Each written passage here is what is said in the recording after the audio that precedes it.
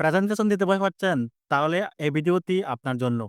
আমরা সবাই এই ভেবে চিন্তা করি, যদি ভুল কিছু বলি কিংবা যদি সবাই হাসে, যদি বা আমি ব্যর্থ হই, আমার সাথে ঘটে যাওয়া প্র্যাকটিক্যাল ঘটনা শেয়ার করি তাহলে আপনাদের সাথে।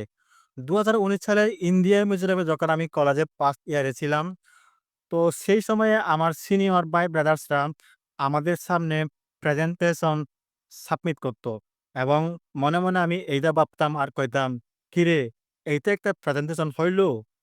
আমাকে দেন না আমি ফাঁড়াইয়া ফেলে দিব।"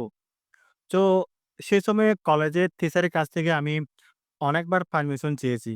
কিন্তু আমাকে চান্স দেওয়া হয়নি। কারণ আমি ছিলাম ফার্স্ট ইয়ারে।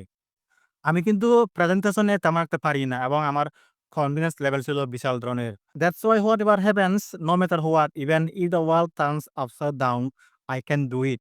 That was my confidence. তো এরপর ঠিক ৬ মাস পরে আমাকে ছোট্ট সময়ের জন্য চান্স দেওয়া হয়।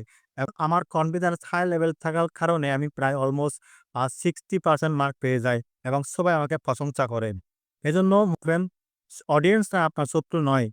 তারা এসেছে শেখার জন্য, আপনাকে পরীক্ষা নেওয়ার জন্য নয়। সুতরাং প্র্যাকটিস করুন, একবার নয় বহুবার। আমি যখন প্রেজেন্টেশন নোট করি, এরপর আমি এগুলো মুখস্থ করি। তারপর টানা ৬০ দিন এবং রাত ১২ টার দিকে প্র্যাকটিস করি। কনফিডেন্স তৈরি হবে ধীরে, ধীরে। ভুল হলেও সমস্যা নেই। ভুল মানে আপনি মানুষ। কিন্তু থেমে গেলে সেটা হচ্ছে আপনার আসল ব্যর্থতা। একটা কথা মনে রাখুন, মানুষ আপনার পারফেক্ট ইংলিশ শুনতে আর আসে নাই। এসেছে আপনার আইডিয়া জানতে। তাই ভয় নয়, কনফিডেন্স দিয়ে মঞ্চে উঠুন। আজকে এই ছোট্ট প্রেজেন্টেশন আপনার বড় সাফল্যের শুরু হবে। ধন্যবাদ সবাইকে।